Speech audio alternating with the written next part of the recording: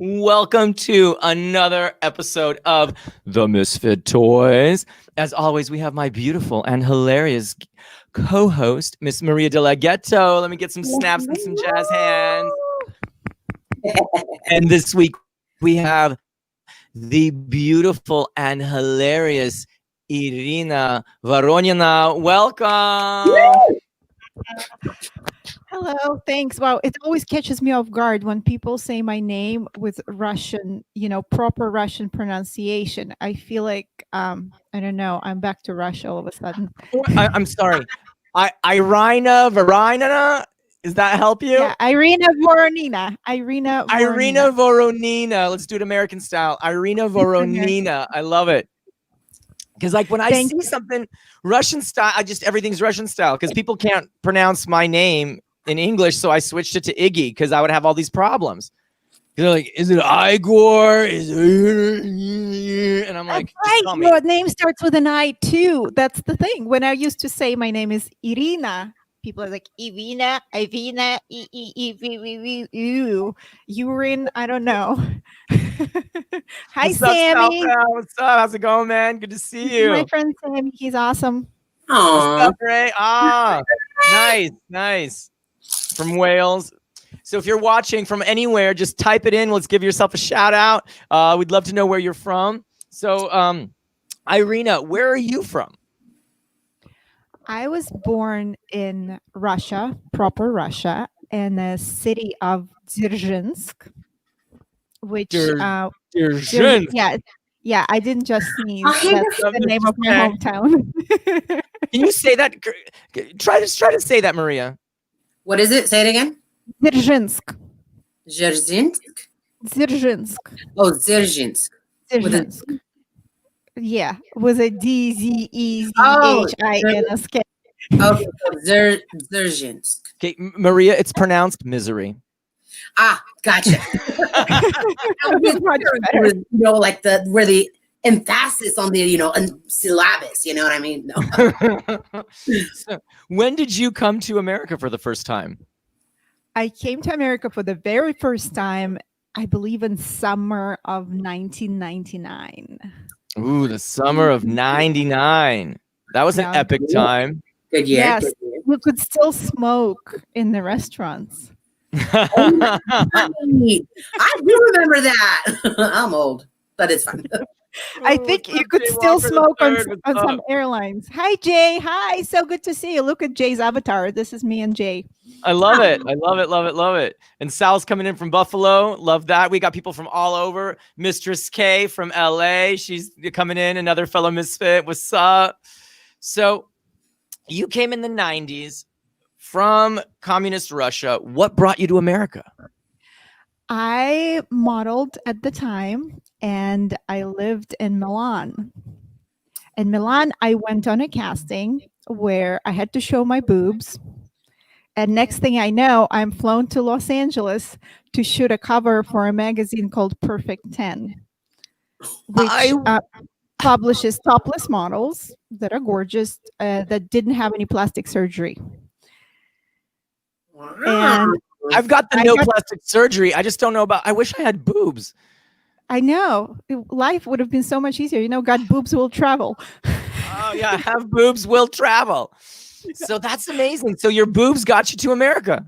Yes. And while I was here at the photo shoot, the photographer pretty much asked me if I would ever consider posing for Playboy. And I'm like, for Playboy? Like, why would they want to publish me? Like, I don't even live here. And then the photographer was like, well, it pays $25,000 and I'll get a fat referral fee if they decide to shoot you. I'm like, oh, for $25,000, let's go. Say less. And that was in 2000.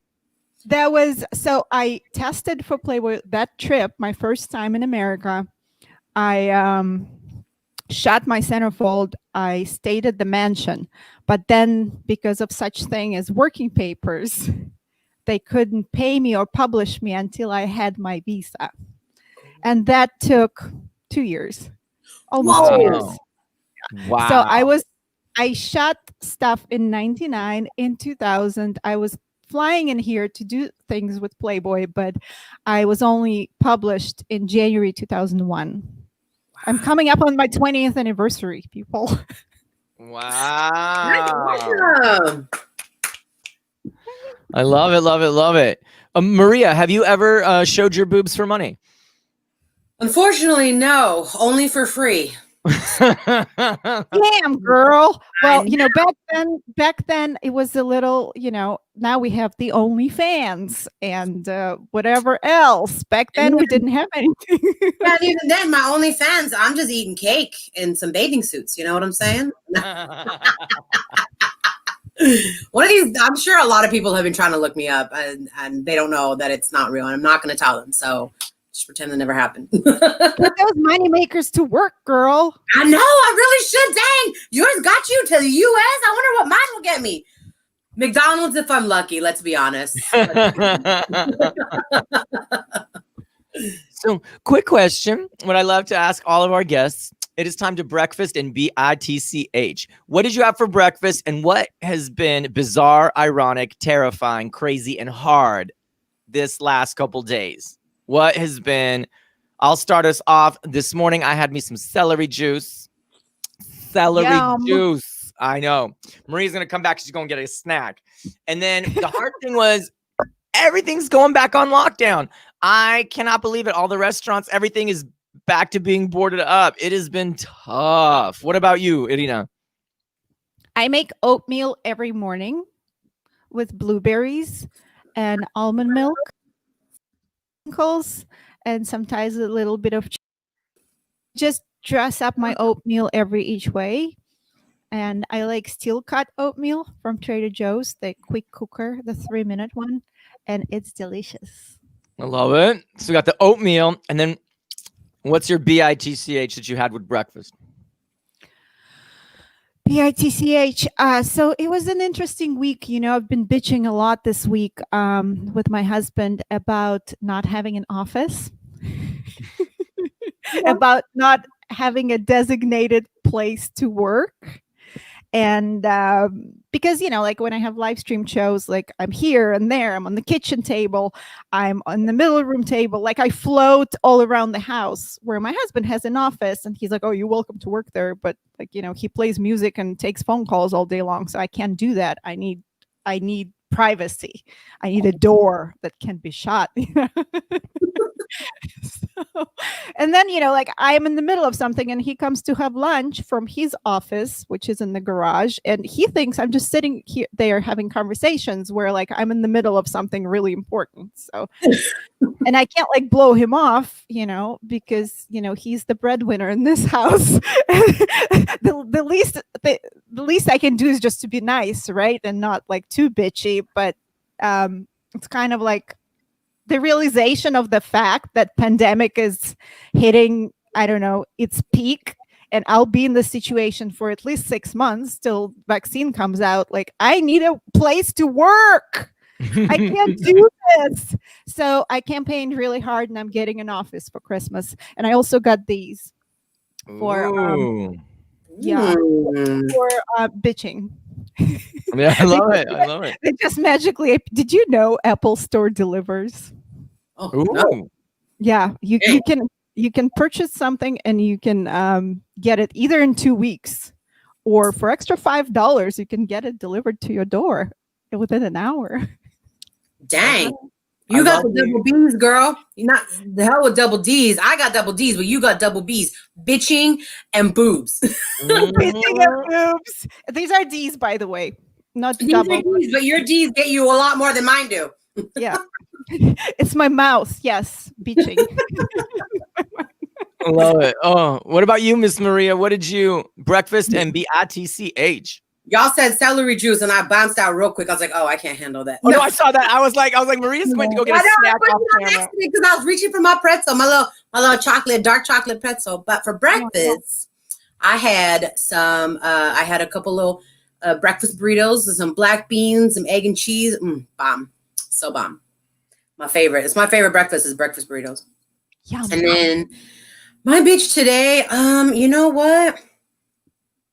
I'm gonna be honest. I came back home. So I've been, as you know, Iggy, I've been staying with my sister for the last couple months, helping out my niece and nephew, just hanging out really and whatnot. And I gotta say, I'm home in my bedroom, and I got internet. I got a Nintendo Switch, and like life is good. My mom makes me food. I can't really complain today. I'm gonna say today's a good day. I don't need my AK. We good. You know what I'm saying? I love it. So, I want to share something that I heard, and you can tell me if this is true. I'm gonna try to say Irina. It's so hard for me. So my mom was talking about being a woman in communist Russia, and she told me there were basically three jobs: secretary, librarian, and whore. Yes. It's like every woman is, you can either be a secretary, you can be librarian, or you can be a whore.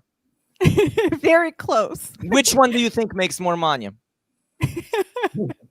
The secretary. But like, she told me, it's like women are trained from a young age to go for that husband. Like that's their job, because back in the day, there was no upward mobility for women. You didn't have options.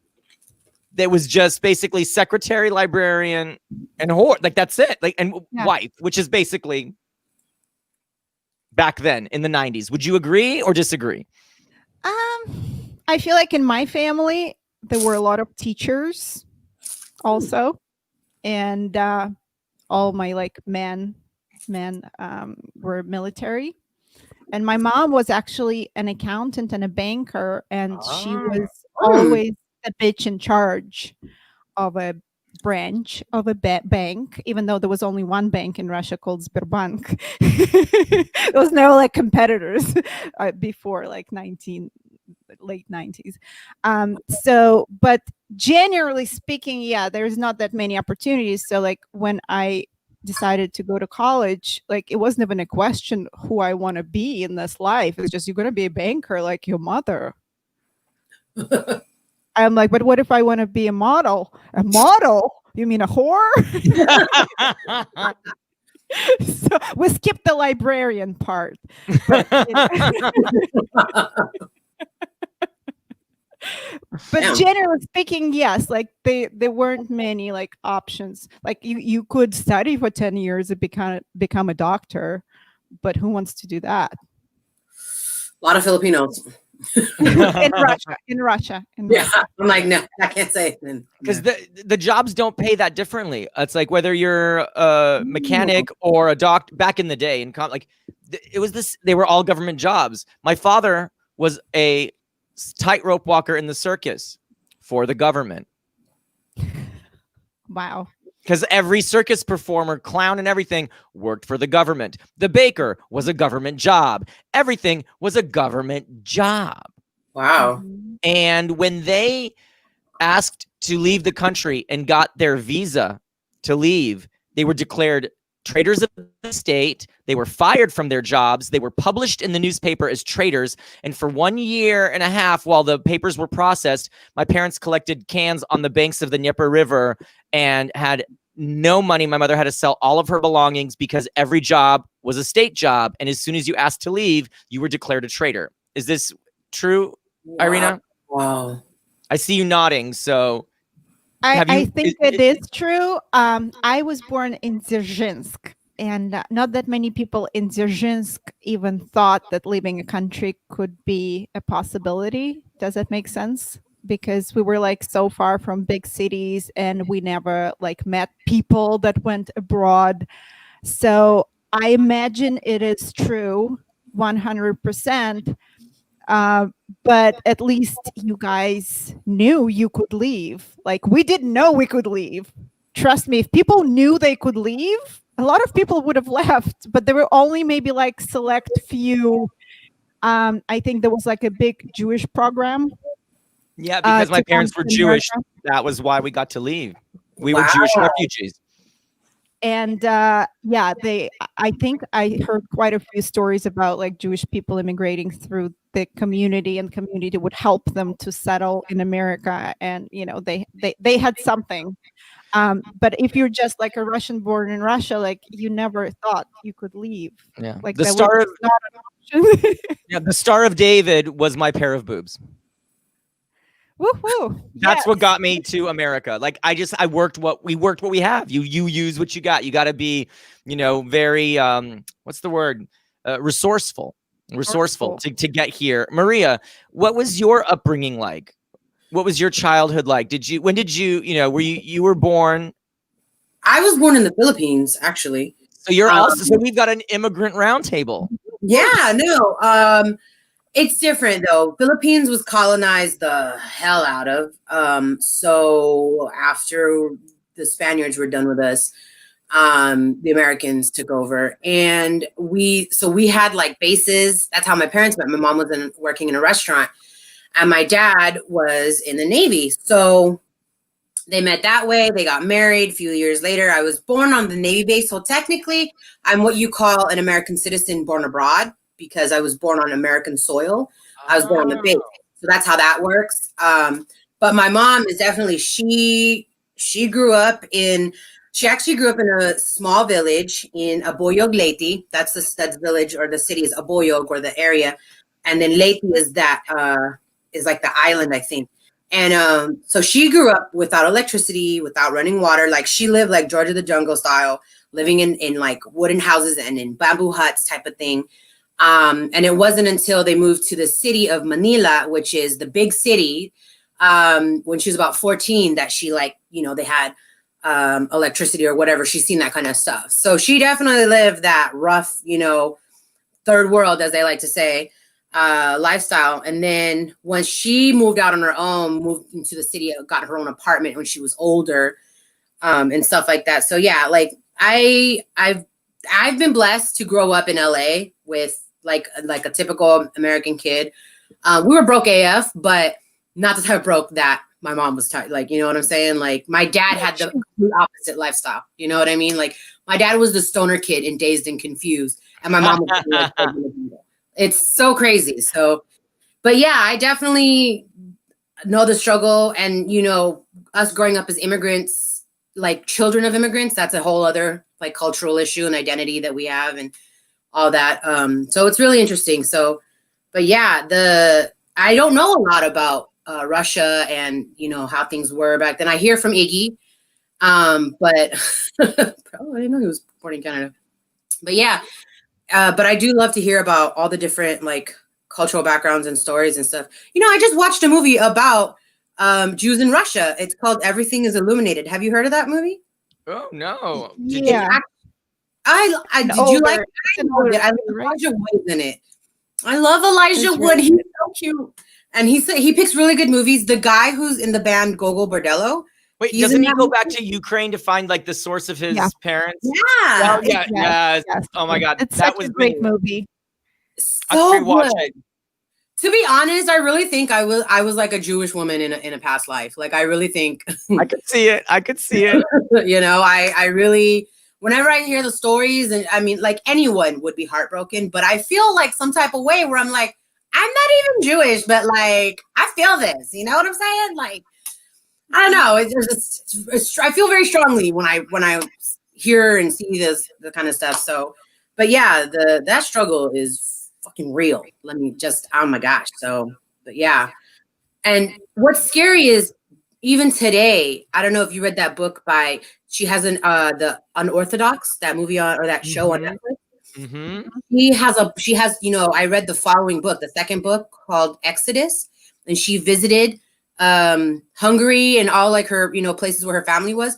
Until this day, people are still reluctant to say they're Jewish, and to also like people are still very anti-Semitic, and I just can't wrap my mind around it. It's just insane to me. So yeah, heavy stuff, man. Heavy stuff. I mean, one thing though I love about America is that everybody can come here, start with nothing, have a great idea, work hard, and make it. Make it meaning, do what pay for, to survive, thrive, put food on the table, get a house for your kids, a yard, whatever it is that you like. there's so many blocks when you live in Europe or you live in Russia or in Asia that are just so hard. The system is just stacked against you. We're here. If you really have that determination and you're willing to work hard, it's possible. I mean, if my dad could go from not speaking English and being a janitor at the bowling alley to having his own company, and same thing with my mom. She was a pizza waitress and didn't speak any English, and they just kept going and going and going. So it's possible. It's possible. And that's one thing that I'm super grateful that they brought me to America so that I could, tell jokes and make fun of them on YouTube and on stage. For sure. We're grateful. Well, that's the beauty of American dream.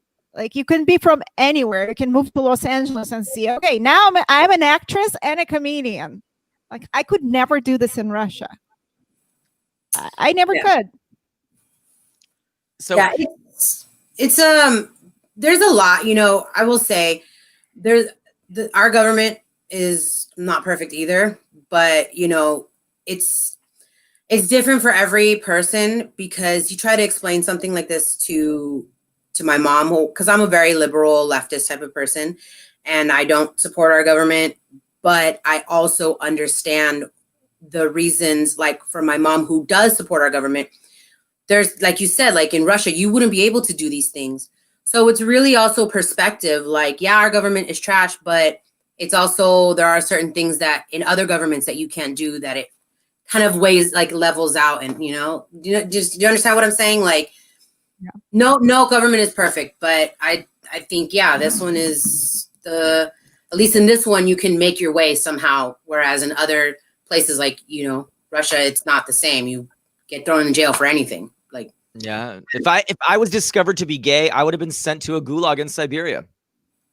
Things have changed now, but like that would have happened. And we have Amy McClellan here. Yeah. Kentucky is definitely a different country. I've been to the Appalachian. Is it Appalachia? How do you pronounce it? Is it Appalachian? Appalachia? I can't. English is not my first language. I thought it was Appalachian, but that's just when they're from there. Is it I'm from the Appalachian Mountain. Appalachia. I'm doing I don't know. Irina, how do you say it?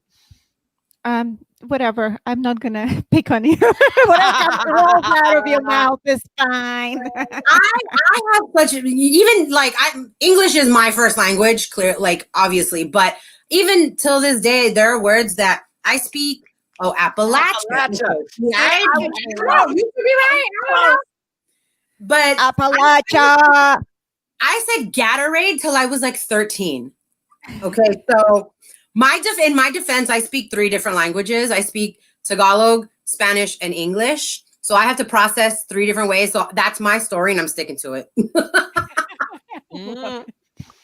Oh, so speaking of moving to different countries, was there anything that was a surprise or a shock that a culture, like let's talk culture shock, because there's always some culture shock, whether going back and forth between Russia and America or Europe and America, or for you when you came from the Philippines, or even having like a Latin versus like a predominantly white culture. What are some of your funny, BITCH, bizarre, ironic, terrifying, crazy, and hard cultural clash shock moments?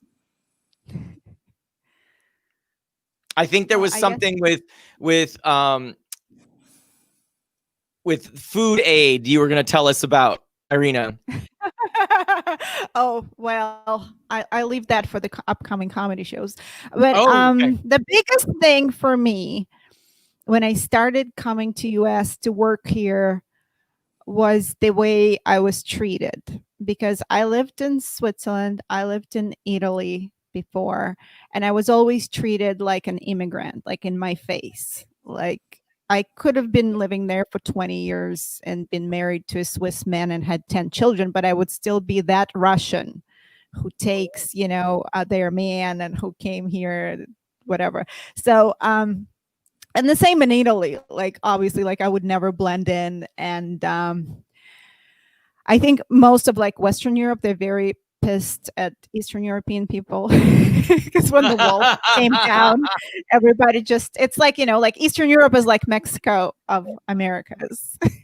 Like, we just crawl out of there, Russia, Yugoslavia, Poland, and we go there and we take their man and take their modeling jobs. What's not? So when I started coming to America, like everybody treated me like I never felt so welcome. I was treated like a princess, but now I understand that I just experienced white privilege. So, so true. Yes. Yeah, no, that's for sure. That's real. I know when I moved to Spain, my boyfriend was embarrassed that I was from Ukraine and wouldn't let me tell anyone because there, the Ukrainians are the ones that work in the fields. mm-hmm. And his family owned a winery, and he didn't want his parents to think that he was dating one of the field workers. Yep. And he was like, no. They're going to think, because in Europe, it's Romania. And everything east of Romania is Romania. Just like everything south of Mexico to a lot of Americans is just Mexico. They don't know the difference. They're like, Guatemala, isn't that a city in Mexico? They're like, Honduras, that's like East Mexico. And I'm like, no, it's a different country, people. And so there, they just called me the Romanian, La Rumana. So he was like, tell everybody that you are from Hollywood, please. And I was like, are you kidding me? We broke up after that, obviously. But like, it was just, I couldn't believe it. I was like, is this what it's like? You know, to like, people would just expect me when they would see the curly hair and they would hear the Eastern European accent. They would just expect me to like clean the house, go out and pick some fruit in the fields and do that. And I was like, this is some, now it clicked in my head. I'm like, this is what it must be like to be in Southern California. And people just assume because your skin's a little browner that you are doing some janitorial behind the scenes work and you're not the manager. And it peed me off. And I am when I got back, I was super like, okay, we need to right this wrong. Yeah, it definitely was that aha moment. Because when you are, you know, on the outside a little lighter, you get treated differently. And you don't realize a lot of these things. You're like, what are you talking about? And then that was the first time for me where I was like, oh, wow, people are really judging me without even knowing me. And I didn't get that until I was in Europe. What do you think about that, Maria? Whew, you know what I think about that, Iggy. You know, yeah, it is. I don't even know where to begin. You know, the prejudice and the racism here in America is. Can you give us one moment in the last month where you were treated, where someone passed judgment without even getting to know you, just from the outside when you just walked up on them? Well, I can't because I haven't been outside in a I'm just like, no, America is not racist because all those evil racists are at home. I mean, no, they're not, Iggy. They're out, not where they're out. So the people who are being racist, being the ones that are targeted, are staying home. That's because I saw a TikTok with Bill Nye, the science guy. I love him. And he showed where all the like mass infection was. All the coastal cities are the ones being contained for the most part because we're doing our part wearing masks and whatnot. And all of middle America was just red. It was all infection because people refuse like that. See, perfect example of how America's view and just worldview is skewed. These privileged like white people are protesting masks. These Americans are protesting. And when I say white people, I'm talking about white Americans. You know, I want to clear that up. You know, I'm just I know you guys know, but just in case people out there watching, when I say white people, I'm talking about white Americans, especially in the Midwest. They're the ones that are like, how Black Lives Matters, all these things. And then what are you protesting? Not wearing a mask, even though all the doctors across the country, all over social media are saying, if you just wear a motherfucking mask, we'll be all right. But no. So you need to tell me you know more than a doctor or a nurse that's been going to school for how many years, studying all this stuff, and you know more than them? Like, it just boggles my mind. And that's why I'm like, you know what? Come chucho then. Come caca. Thin out the herd. Let nature take its course.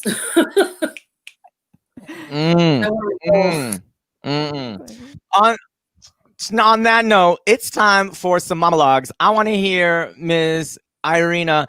What are some of the things that Mama Voronina has taught you? Voronina, is that right? If I Americanize it, Voronina. Yes, Mama Varanina. Mama You know Varanina. that my mom's name is Nina. Oh my God, her mom is Mama Nina too. Double Yeah. Nina. That's so cute. Is that a common Russian name? It's a very common Shout Russian out name. to Hi, Sammy. Yeah, what's up? What's up? So give us some Mama Nina, Voronina advice. Advice. Okay. So, my mom's, I guess, biggest problem with me. It's not really much of an advice. My mom's always bitching about me and things like, stop running around in bikinis, start making babies. You're 43 years old. What are you doing with your life? So Damn, you look real good now, girl. Okay. I'll be 43 in a week. So yeah. Ah! And, С днем рождения. Спасибо. Thank What he you. said. So I am a biggest failure in my mom's eyes because, I haven't started my duty as a woman to raise a Russian family, to breed them, to feed them.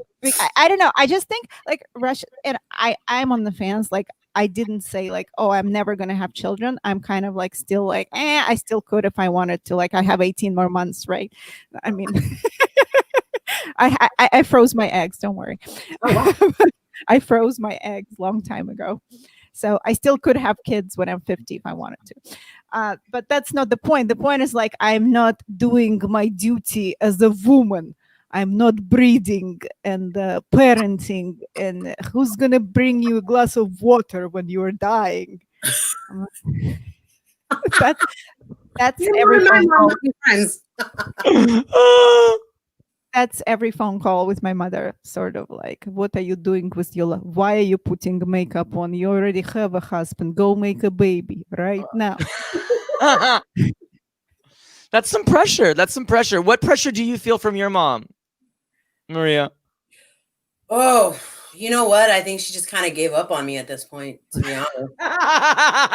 Yeah, like she just recently, this was maybe sometime last year or something. We were in the car and bless my mom. I love my mom to death. I would die. I would kill for her. You don't even know. But if she isn't the most, like she still has that antiquated attitude. She's racist AF. You know what I'm saying? Like, so we were in the car and she's like, I was doing something and making weird noises just by myself in the back. Like, first of all, I was the only child for 6 years. So I do weird things. I have only child syndrome. Okay. Sorry. So when I'm alone in the back seat, I do weird noises and I play by myself. So she's like, she turns to the back and she's like, what are you doing? Why are you making those noises? Stop. Why are you being weird? And then I was like, no, you're not going to get married if you keep doing like that. And I was like, first of all, what makes you think I want to get married? There's that. Like, the fact that she's still, I was like, oh, pobrecita, she still has hope. So I think after that, she was like, yeah, no. It's not happening.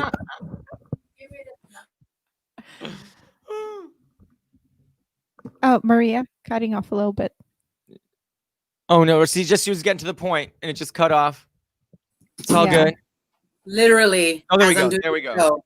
Sorry, I had to mute it because my mom had to come up in here and ask for knowingly that I'm doing a show. I think she did it on purpose. She heard me talking shit. I had to tell her to beat it. You know what I'm saying? Like, I'm a brat. I had to know. I was an only child for 6 years, and it just the only child syndrome never went away. My poor little sister. Feel bad for her. But yeah, that's there's no pressure now. Well, you Iggy, did you have what kind of pressure did your mom put on you? Like, I know you've been out to your mom for a long time, but oh no, she kicked me out of the house. Damn. She kicked me out of the house. She was like, you can be the heterosexual and go to Georgetown University, or you can be the homosexual and go to Colorado Community College. Woo! Oh my God, that's tough love. And so I think I told you this story, but I told her, I was like, well, I'll be straight and go to Georgetown, which is 3,000 miles away from Colorado where I grew up. At the airport, I overpacked and she opened up my suitcase to help me repack, and there was a pair of patent leather assless chaps. And she's like, "What is this?" And I'm like, "Those are cowboy clothes." "No, this is a gay pants."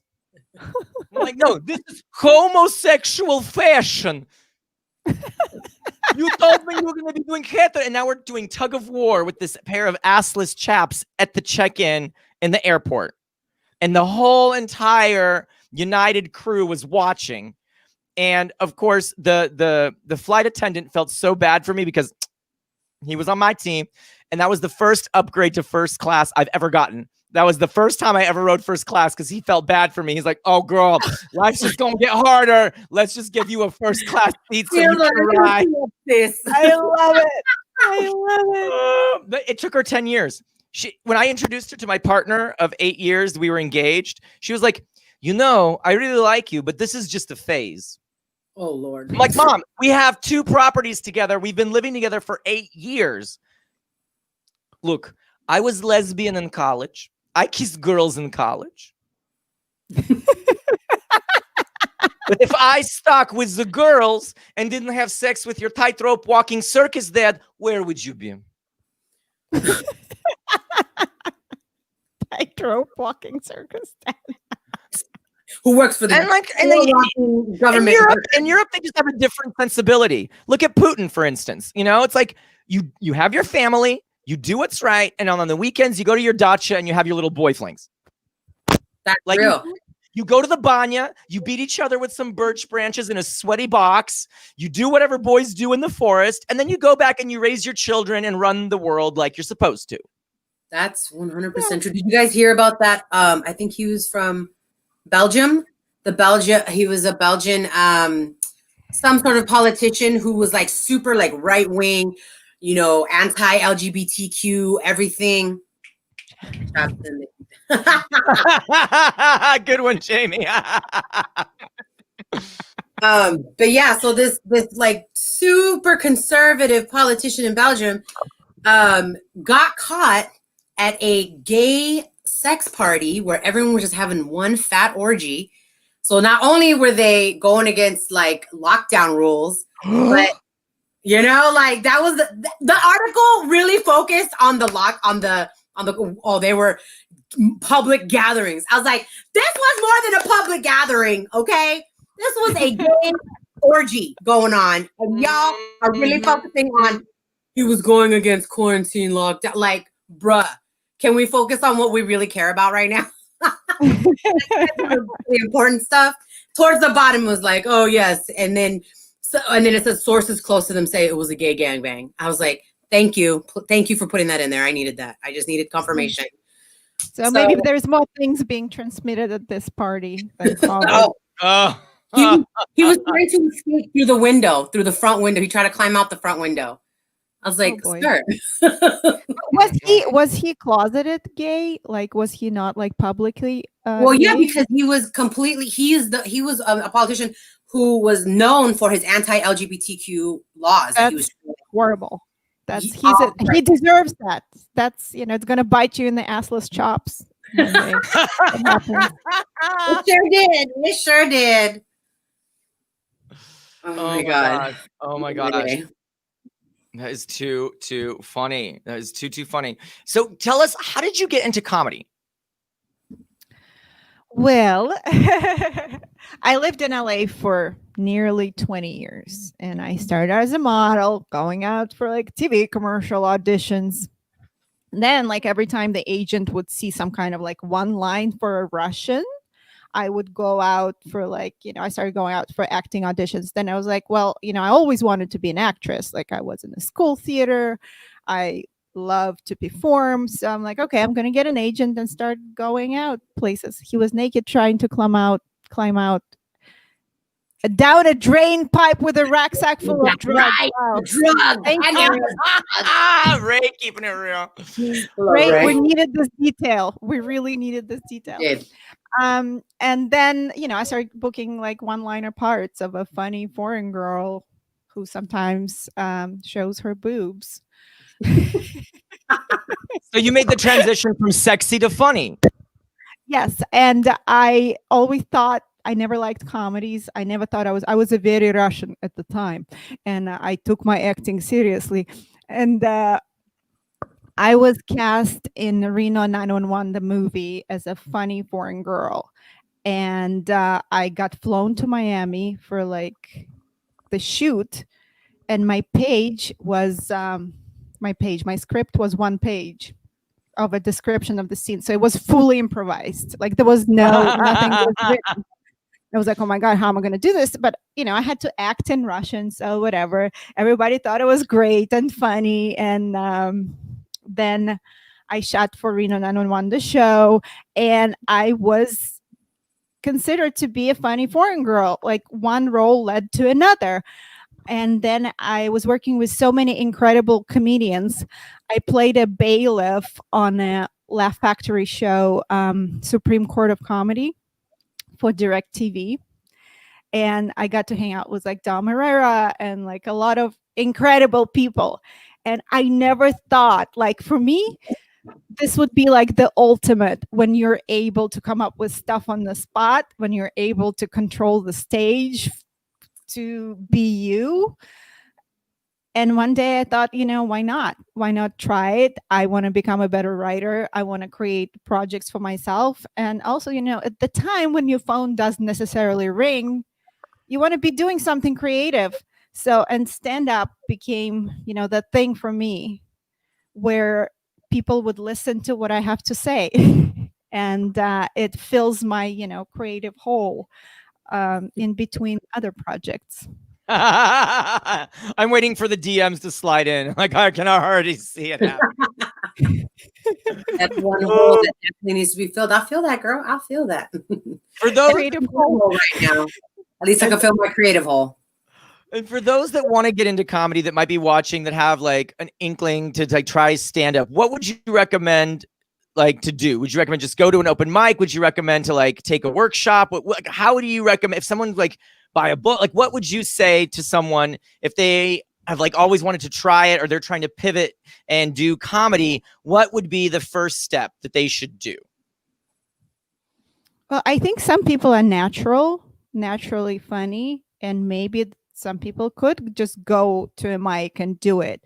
But I'm more of a person like, and English is my second language, so I like to study. I took so many classes on stand-up comedy that it's not even funny. I'm studying with Iggy right now, because after almost 5.5 years of doing comedy, apparently I'm just getting started, and there's so much more to learn.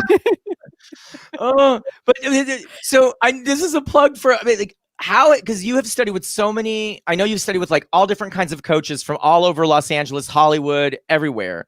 What is the difference about studying with the Misfit Toys and with Iggy, with myself? And I know Maria's taking classes too. Do you mind sharing with the people that are watching what's the difference? Because I don't want to toot my own horn, but I genuinely think that we have a lot of fun and we do good work. But you tell me, what was your experience? What's the difference? Me? Oh, Maria. Me? Yeah, okay. you. And then if Maria doesn't mind sharing hers, that would be awesome. So the biggest thing, I feel like when you start a class, a lot of people will start teaching you how to write jokes. And you kind of get trapped into writing jokes. And then you watch a comedy special and you're like, but those people are not telling jokes. They're telling their personal experiences. And I didn't know how to identify it and what to call it. So when we started studying with Iggy, the first thing that came up, that your biggest laugh would be your emotional truth, which is not necessarily a written joke. That's just your emotional truth and the way you said it. And at the moment, it's going to always be your biggest joke, your biggest punchline, your biggest laugh. So also, when you're thinking from the point like, okay, I'm no longer writing jokes, I'm just talking about my life, it becomes a conversation. Yeah. Yeah. And it becomes more relatable to people, and you're probably like opening yourself up so much more, rather than looking for like punchlines, because a lot of people start writing jokes, from a punchline. You're like, oh, I think this is funny. Let's see if I can make it into a joke. So my goal right now is to find more of those emotional truth moments and stories. And Iggy's going to help me to build my first hour. Yeah, we've been working on that first hour, and it's a lot of fun. It's a lot of work, but it's a lot of fun. Maria, would you mind sharing a little bit about what your experience was with me and the Misfit Toys and studying versus just doing the open mics on your own? And yeah, no, for sure. I mean, I've been in and out of the comedy game since I was like 19, and I just turned 36 in November. So, that Asian persuasion, it helps. But so I've done many open mics. I've done shows. I did a headlining show. Like when I first started out, I got a good gig and everything. But when I studied with you, Iggy, and the Misfit Toys, it really just refined and made my stuff way more clean and polished and just straight to the point. I noticed that I had a lot of fillers, and like, while you do want to talk a little bit because you do want to make it look as natural as possible when you're doing a set. You don't want to seem like you're telling jokes. You want to just seem like, I'm here hanging out with you guys. Let's do the thing. You do get caught up in a lot of like fluff, like you're just talking about whatever, where you could cut out a lot of that and then get straight to the punchline, or hit those little points that you want to make that's important to the joke, and then your punchline. I didn't know about that. That was a big thing that you taught me. I mean, you taught me so much, Iggy, like honestly. And the Misfit Toys, what's really great is you have this, it's like really but one big sounding board, if you think about it. Like you get to rehearse and practice your jokes and get feedback and know like, oh, that didn't really work that well, or, oh, you know what, someone will suggest something. Like I didn't have like a lot of comedian people to like bounce ideas off of. And that's really important. That's definitely one thing that is important in comedy, is you got to find your comedy tribe. And yes. It's a long journey, and you can't make it alone. You got to have that tribe. Absolutely. You got to have that caravan, and it really, really helps. And it saved me. Like, I love it. Like the women of the Misfit Toys, that's why I get up in the morning. Like they bring me so much joy, this podcast and sharing our journey and our experience together. And like I said before, every time we do this, every time I teach a class or do this podcast, it's like a birthday for me. Cause like all my birthdays, it was just me and the girls. And this is a way for me to like relive my childhood. Like my best moments as little kid Iggy was playing My Little Ponies and with all my girls. And that was the inspiration for this, is like, I just want to have fun and celebrate what it is to be a woman. And I get to like work, do my girly stuff too. Cause I like to braid and do things and paint my nails and all the little things, and share my emotions. Because the boys don't like to share emotions so much. And then I'm really excited. There's a lot of stuff going on this holiday season. There's a lot of shows. Instead of people doing the traditional Christmas parties, we're doing a lot of Zoom celebrations. So this Saturday at 6 p.m., the Misfit Toys is having we calling it the Winter Woman Wonderland show. Winter Woman Wonderland. And me and Iggy. I'm putting the link in the chat now. Get your tickets now. We are capping the room. So it's going to be 50 people max on that call. So get your tickets. Click on the Eventbrite. You can hit us up. If Maria is open to maybe doing a pop-in guest spot, we would love to have her because she's our favorite platinum misfit. So I'm keeping a slot open for a surprise guest. It could be Maria. I don't know. We're not going to make any promises, but you got to get a ticket to find out who it's going to be. And then I'm also doing Dat Fan on Saturday at 3 o'clock. Excuse me, Sunday at 3 o'clock. So those are the two big shows coming up this weekend. Irina, you're in the showcase on Saturday at 6. I think you're doing Flappers too. Yes, and I'm doing Flappers on Friday, the day before, which is tomorrow. Oh, yeah, tomorrow at 7:30. And I have a little bit more time on Misfit Toys show, so check us out. Yes. And then Maria, you are performing I'm actually performing Saturday for Dat Fan at 7:00. So yeah, if you guys, it's Pacific Standard Time. So it's Saturday the 12th at 7 p.m. You text the phone number. You can find that on my Instagram, on everywhere, Facebook, Dat Fans page. You just text the number and then you RSVP and you'll get the Zoom info. And it's a free show, mind you. So just so right now, just come on through, just pull up, bring your drink, have a good time. And yeah, that's it. Yeah, I'm doing that. And I think that's it for this week. Got some stuff going on. So perfect. So join us next Thursday, 2:00, same time, same channels. I want to thank Irina. I want to thank Maria. Please watch us this weekend. Get that laugh on. You guys have been amazing. Thank you to all of our fans that have been watching from all over the world, from Wales to New York to Appalachia. I love you, ladies. I love you guys from all over. Thank you so much. It's nice meeting you, Irina. Right. Thanks for having me. Nice to meet you, Maria. Bye, everyone.